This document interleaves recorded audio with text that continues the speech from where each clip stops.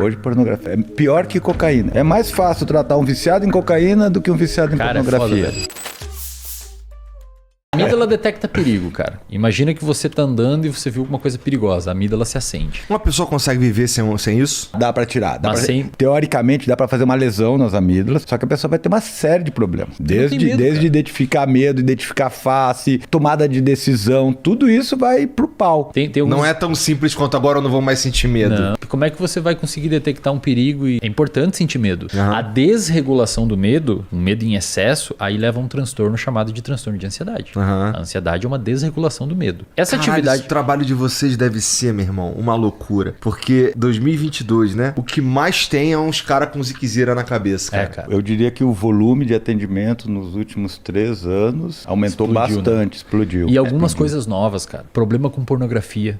É uma inundação no consultório, velho. Se você me perguntasse 10 anos atrás se pornografia era alguma coisa perigosa, não. Hoje pornografia é pior que cocaína. É mais fácil tratar um viciado em cocaína do que um viciado em pornografia. É foda, velho. Que isso, cara? Punhetinha do mal. Punhetinha do mal, não associação entre pornografia e punheta. Porque punheta sem pornografia, você vai bater uma, certo? Agora com pornografia, toda hora que você estiver entediado, você vai acessar a pornografia e vai bater uma punheta. O cara não tá batendo punheta porque ele tá com tesão. Ele tá batendo punheta porque ele tá entediado, porque a dopamina do cérebro dele baixou. Que pira, cara. Qualquer vício ou comportamento que envolve dependência, basicamente 2 coisas ativam aquele vício. Tédio, isso as pessoas muitas vezes não sacam, e o estímulo de querer aquilo. Muitas vezes você busca uma droga porque você viu alguma pista ambiental que relaciona você a buscar aquela droga. Não é só, o cara não tá sentindo tesão de verdade. Ele acha que tá, mas não tá. Não, ele nem sabe que tá sentindo tesão. Ele tá ali de bobeira, daí começa a bater o tédio, ele tá com o celular e vai acessar o celular. Ele não tá querendo dar uma gozada, ele tá querendo dar uma liberada de dopamina no núcleo acumbente. Só que qual que é o problema, meu? Esse núcleo acumbente, ele fica ao lado de uma região chamada de estriado dorsal. E a região do estriado dorsal é a região do nosso cérebro onde estão os vícios. Então você começa a liberar muita substância aqui por um mecanismo chamado de neuroplasticidade, ou seja, mudança conformacional do seu cérebro. Aquela circuitaria envolvida pela punheta começa a migrar, cara. E aí você começa a formar um processo de dependência. O seu comportamento começa a precisar daquilo ali. E aí forma um vício. E aí tem uma coisa interessante nisso, né, cara? Porque daí, por exemplo, tá, mas por que você não consegue parar a pornografia? Então eu não quero fazer pornografia.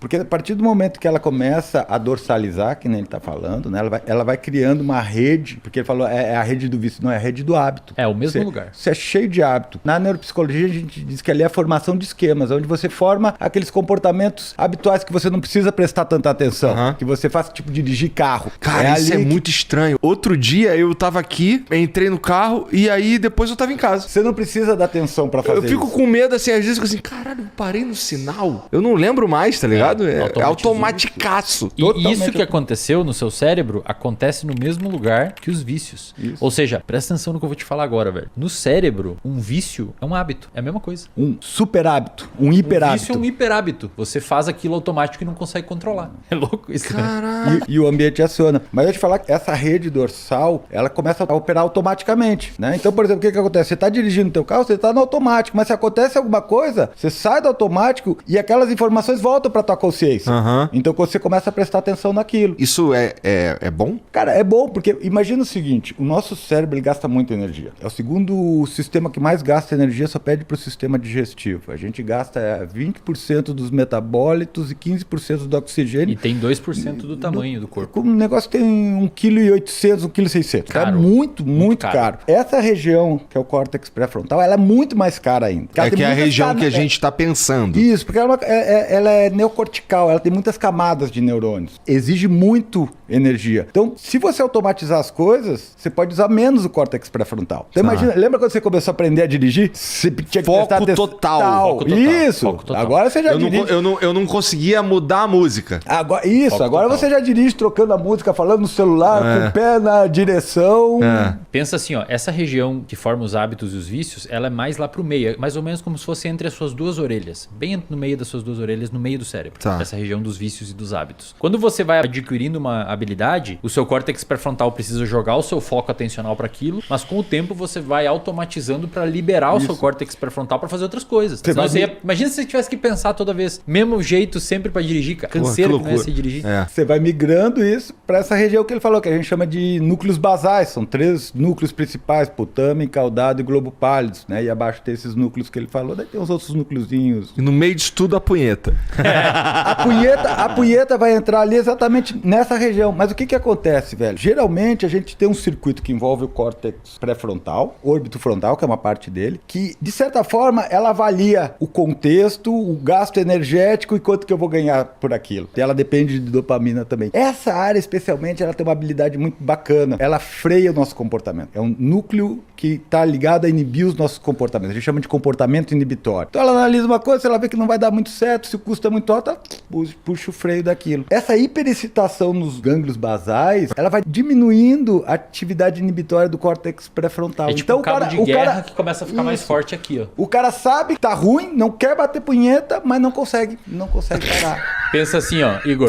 vamos entendi. um pouquinho mais longe. Igor, você tá rindo e você, cara, isso é foda, velho. É sério, velho. Ô, meu, é sério, triste, cara. O cara não consegue trabalhar, irmão. Que isso, cara? É sério, velho. Os psicólogos que estão assistindo aqui me dizem se eu tô mentindo. Mas aí, é uma epidemia isso na daí, clínica, velho. Isso é causado pelo cara que começou a ver uma putaria de sacanagem, não sei o quê. O que causa isso? É o excesso? Assim, é que pensa assim, Igor. Vício, não vício. Grandes discussões. Por exemplo, açúcar vicia, comida vicia, não sei o que vicia, isso vicia. Dentro do estudo de circuito, não existe esses nomes para nós, vício ou não. A gente olha se aquele comportamento está sendo disfuncional ou não. Existem critérios para caracterizar vício, se tem tolerância, se a pessoa prefere aquilo em função de outras coisas, se precisa aumentar o consumo para alcançar o mesmo barato. Existem alguns critérios. Ninguém sabe, a comunidade científica não chegou em alguns acordos, por exemplo, se açúcar vicia ou não. Mas o que a gente sabe no uso da pornografia é que os sistemas que estão envolvidos são os mesmos envolvidos com o uso de cocaína e a pessoa tem prejuízo funcional grave, cara. O cara não consegue trabalhar. Cara, eu já peguei pessoas que batem 10 punhetas por dia, velho. Não consegue trabalhar, não consegue se relacionar. E tem mais de 12 anos. E tem mais de 12 anos, tem 40. Que loucura. Cara, daí o cara não consegue trabalhar, não consegue se relacionar. O casamento vai pro saco. A autoestima dele vai lá embaixo. O cara entra em depressão, o cara fica mal, que nem o uso de outra droga. O humor começa a ser afetado. Isso deve ter sido potencializado nos últimos tempos, que o acesso ficou absurdo de fácil, né? Antes era a revistinha da Avon. Era aquilo que eu te falei antes. Você ia da casa do teu primo pegar as revistas que ele tinha debaixo quando você era moleque, né? Aquela foto carregava devagar, assim, era 4 horas até carregar a foto na internet. Eu sou da época das revistas mesmo, né? Uma revista que ficava colchão, toda grudada. Cara, e assim, daí você tinha uma revista que durava 2, 3 anos, né? Tinha até que você gostava mais, né? Agora não, cara. Você abre o celular, você tem... Privação de sono é algo que altera essa relação entre essas áreas aí? Muito, cara. Você desliga o pré-frontal. Privação de sono é a pior coisa que você pode fazer para tua saúde mental. Aliás, a primeira coisa que você faz com o paciente é ajudar ele a regular o sono. O cara não tá dormindo, não tem como ele ficar bem. Não existe. Eu sempre falo isso assim. Para e pensa. Baleia. Baleia é um mamífero, não é? E ela dorme. Ela respira ar, mas ela dorme na água. Você imagina, você desenvolver um mecanismo para você dormir dentro da água respirando ar, é porque dormir é muito importante. Pensa que se você viver 90, 30, você vai passar dormindo, cara. Parece uma perda de tempo. Teu cérebro não dorme. Você dorme comportamentalmente, mas teu cérebro tá ali ativo, trabalhando o tempo todo. O cérebro tá fazendo ajuste metabólico ali dentro, tá organizando tuas memórias. Durante o processo de sono, você tem várias fases e vários processos metabólicos ocorrendo ali. O sono é importantíssimo.